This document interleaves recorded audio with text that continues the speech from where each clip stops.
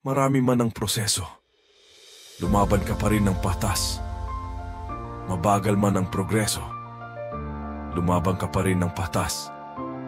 Matagal man ang pag-asenso, lumaban ka pa rin ng patas.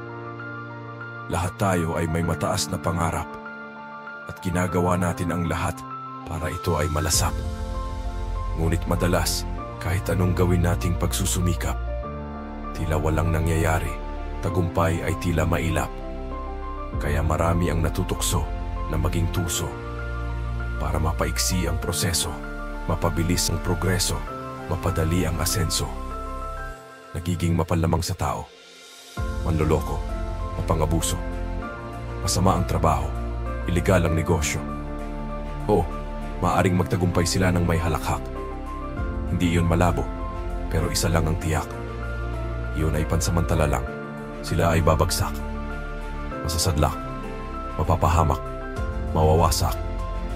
Dahil gayaan ang nakatala, ang yamang galing sa masama ay agad mawawala. Ngunit ang yamang pinaghirapan ay lalong pinagpapala.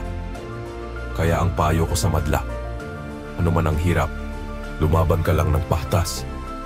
Lahat naman ng iyong pagsisikap ay nakikita ng nasa itaas.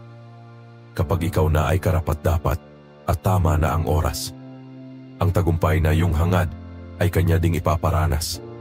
At kung nakaabot ka pa sa puntong ito, aking natatalastas, napipiliin mo lagi ang lumaban ng patas. At kung nais mong mabago ang iyong mga pananaw, siguraduhin mong samahan kami sa aming galaw. Suportahan mo sana si Tatang Lau, na ang layunin ay makapagbigay ng tanglaw.